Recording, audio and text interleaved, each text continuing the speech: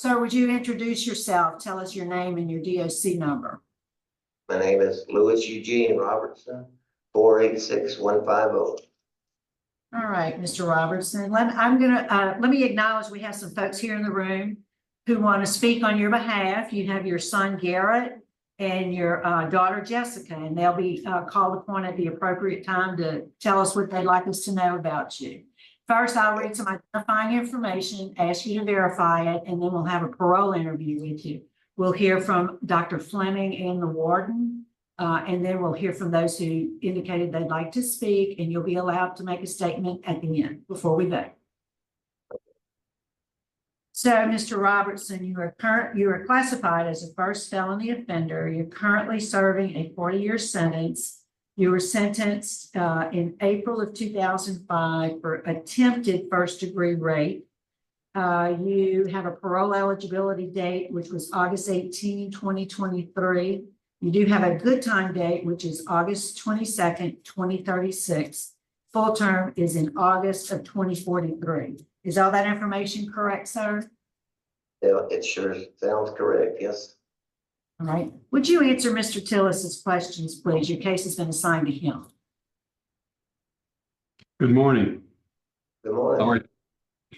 How long have you been in, Mr. Lewis? Approximately 20 years and 8 months. And what have you done since you've been here? Have you taken some classes, training? When I first got here, I took the sex offender course in 2009, four sections of it, passed and have that in my file there. And since then, I've been living in the vets program dorm where we, for 5.5 years, basically since it was instituted back in 2018. And we take classes twice a week in there, covering all phases of anger, alcoholism, and different things. And I've also taken all the victim impact classes, living in balance. Let me see. Can I get my list out here so I can refresh my memory? We had, let's see.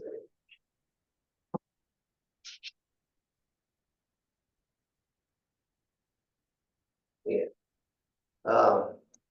I'm also a tutor, registered tutor in the back at the carpentry shop where we build habitat cabinets. I've been back there for 12 years now and presently working back there also. Before that, I was a maintenance worker on the Unit 2 yard, worked for 6 years doing that. So that's basically my whole time at Hunt, those 2 jobs. How far did you attend school? Excuse me? How far did you attend school? Your education? Oh, all the way through high school and 1 year at LSU. Okay. How do you feel about yourself now? I think I'm doing great. I've improved. Obviously, I haven't just sat around here at Hunt. I've taken, like I say, taken classes, worked hard. I've always worked and had jobs my whole life. You know, I'd rather work than not. I mean, sit around is just, there's nothing to do. You know, I like to be busy, and I consider the job I have here is like the best thing at Hunt because I mean, building cabinets for habitat, which are being used for families all over the Baton Rouge area, is just, you know, it's a good feeling. You know, we don't really get paid, but it's the payment is just doing the job for people. So, and about myself, as far as you know, I've been attending the sex offense classes here since last October. I re-entered it, and because I was up for parole on that date, but it got postponed to now. So I went ahead and returned to the sex offense class to, you know, just to get back involved in it, and you know, because it had been a while since I'd taken it. So basically, that's it. Have you thought about what you do if you were released? What are your plans?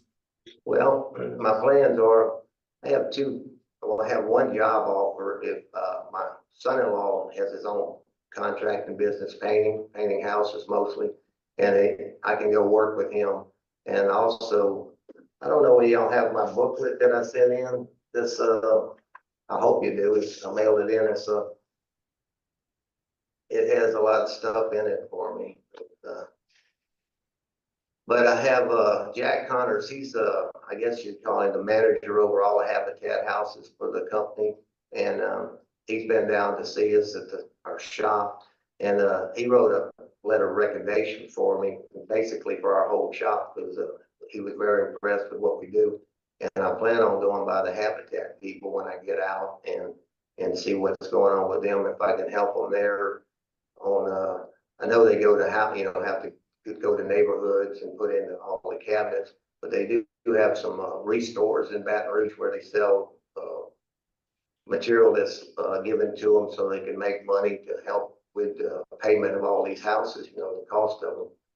So, and that's basically I'm gonna do that. And I am about to be 70 this Friday, and I would like to draw my Social Security before it gets too old there, So that, and I have some retirement money coming from a couple of jobs I worked over the years in the Syngenta Corporation right here in St. Gabriel, and through the local 198 pipe fitters, local in Baton Rouge. I worked for them for like 17 years. So that's basically what I'm up to.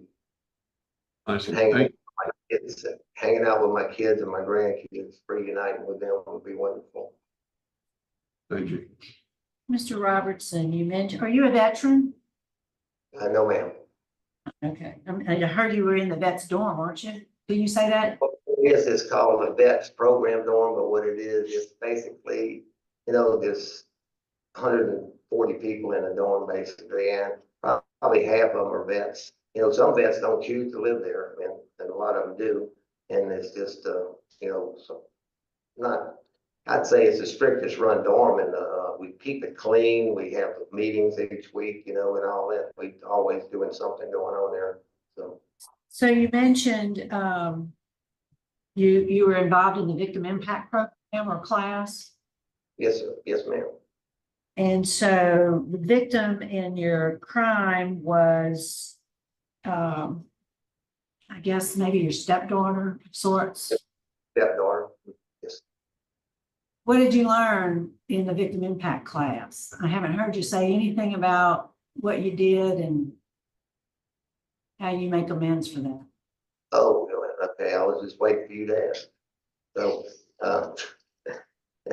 well, I've always thought about it. I know it's wrong. It was wrong. It's a terrible thing that happened. And by going to the class, it refreshes my memory on all the things that you do to stay away from a situation so that you can get into. And what happened with me was I was living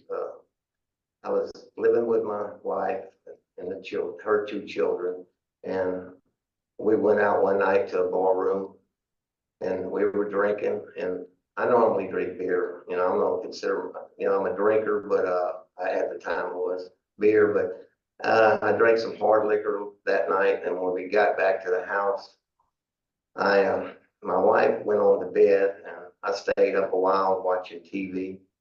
And then I decided to go to bed, and when I went by, I saw the light was on in my stepdaughter's room. I stopped in and say goodnight.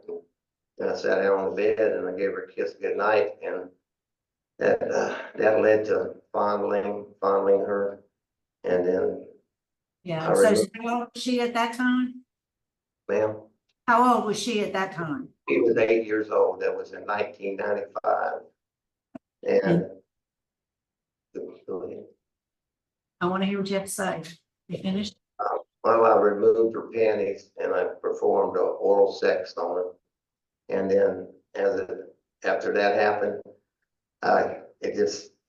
something popped in my head, and I said, "This is terrible. This is terribly wrong." And I got her to put her panties back on, and I left the room. And that was it for that.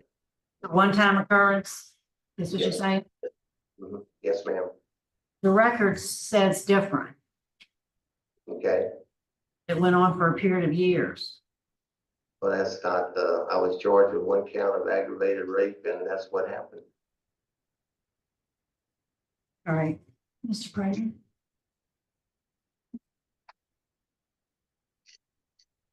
your wife or former wife or whomever the girl's mother was says, or maybe it's her, said that your former wife walked in on you twice.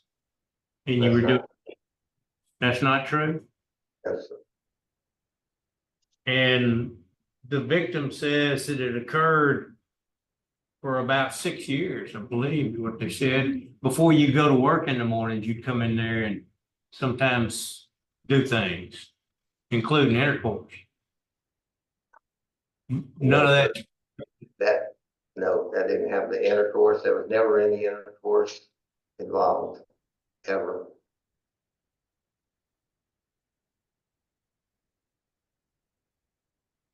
So you're saying it was just a one-time occurrence? Yes, yes, sir. And I have, I don't know if you read it, I have a letter from my stepdaughter saying that she thinks I've served enough time and I should be released. I don't know how much effect that has on y'all, but I think it's a pretty good statement there that we have a relationship, that she understands that I've been in jail long enough and so.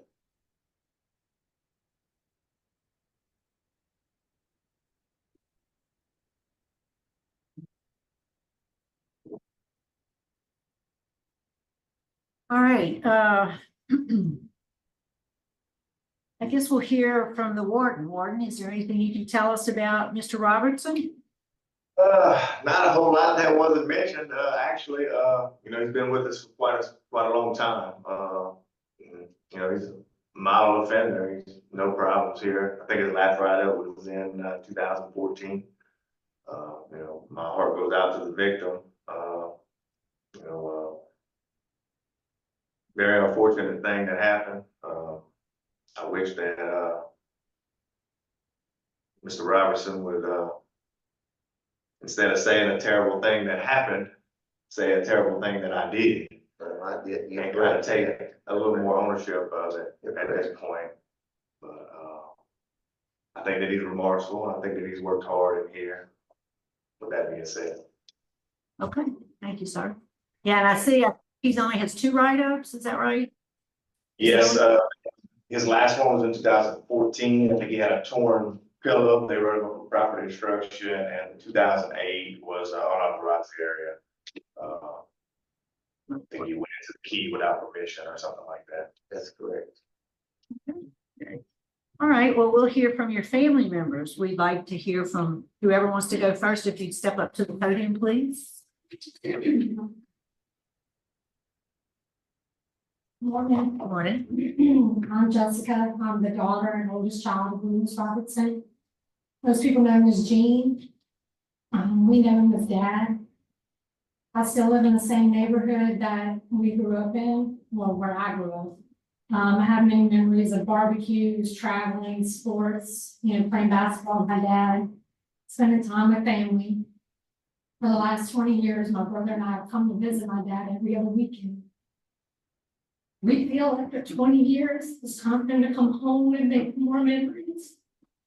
Since he's been at a Lane Hunt, he has worked, attended classes, and has been in the same inmate. He has missed major milestones in our lives in the last 20 years. My children growing up, a 21-year-old and a 16-year-old.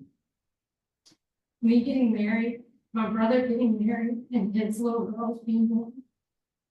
I know my dad's remorseful for what has happened and how it's affected everyone. And I know with everything in me that he will abide by the rules of his role and be a productive citizen. He has always been a wonderful dad to me, and I look forward to spending time with him again outside of the prison walls. Please consider him for parole. I'll show him. And I have my stepsister's letter. Yeah, would you hand it to the officer and we'll be sure it's included in the record. Thank you. Yeah, Mr. Garrett. Thank you.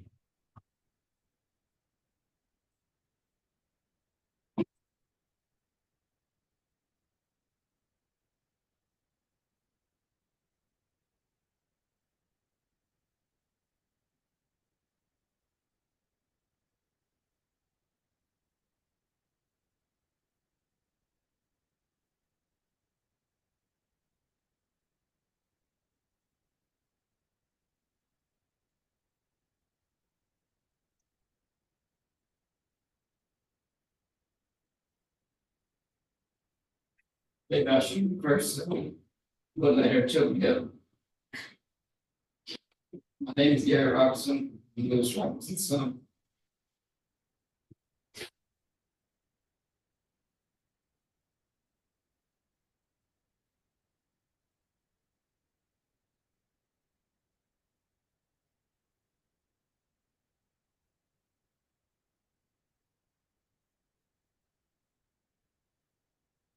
I'm 5 years old, married with 2 beautiful little girls.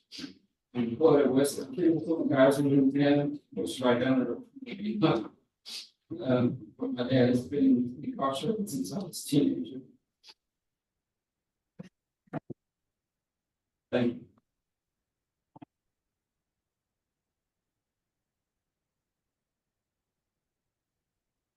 Sister and I, as well as family, some of our dad's long-standing friends, have visited twice a month for almost 2 years now.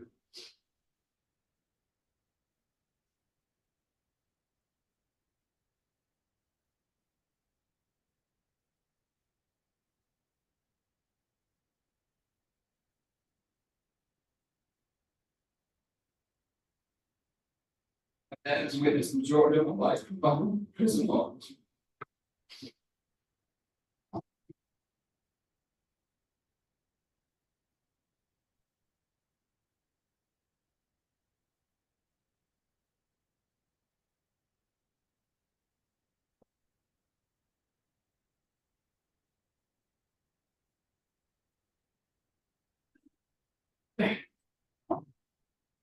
Two young children still to grow up themselves. I would love for my dad to witness that. With his own eyes, through pictures and conversation.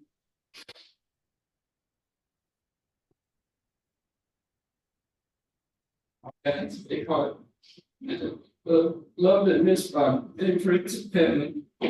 But still to this day.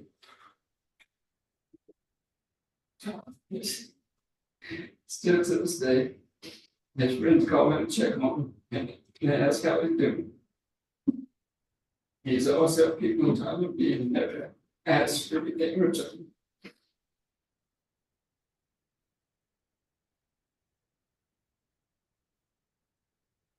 Although my dad has made mistakes in the past, he's a good person.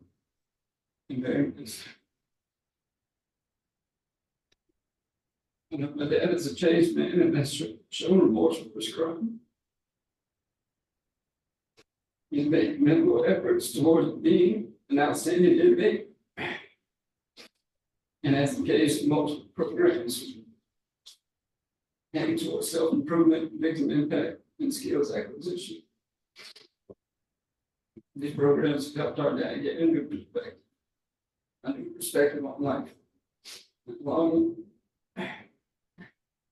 Longing to contribute positively to our community. I can promise that our dad will have a strong support system, and we will do whatever it takes. And he will do whatever it takes to abide by the parole program. My sister and I will make sure that I love to see my dad as a free man, so we can make memories as a family. Please consider granting the parole. Thank you. Sorry. All right, Mr. Robertson, is there a brief statement you'd like to make to us before we vote? Oh, I'm sorry, Dr. Fleming was in there. Is there anything that the doctor wants to add? No? No, ma'am, not on this one. Okay, thank you. Anything you want to say, Mr. Robertson? Yes, yes, ma'am, I've got a little something I wrote. So,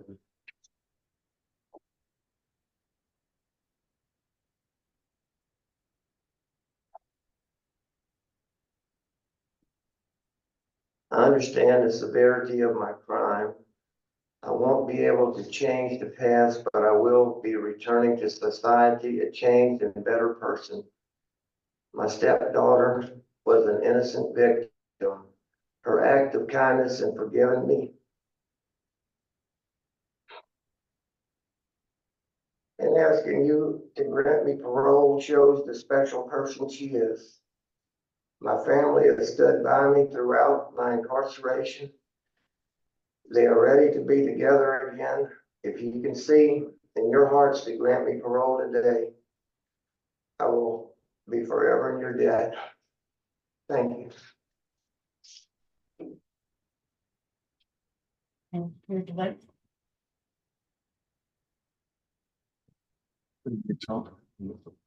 Yeah, we have a, motion for executive session. Can we get the roll call, please? Joe Robertson. Yes, Joe Field. Yes, Steve Prater. Here. Yes. we have a unanimous vote to go into executive session to discuss confidential matters. Mr. Robertson, just stand by. We'll be back momentarily.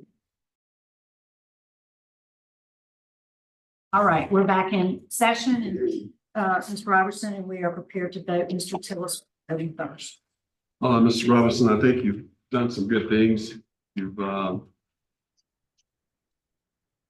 a lot of classes. I think you need to have a little bit more time. I'm going to deny. Mr. Prater. I concur with that. Mr. Robertson, I appreciate what the warden has said. You're a model inmate. I appreciate the work that you've done. I think you need some more work on victim impact. I don't believe you've accepted responsibility for what you've done. This was not a one-time occurrence. The record clearly indicates this was something different. So my vote today also is to deny.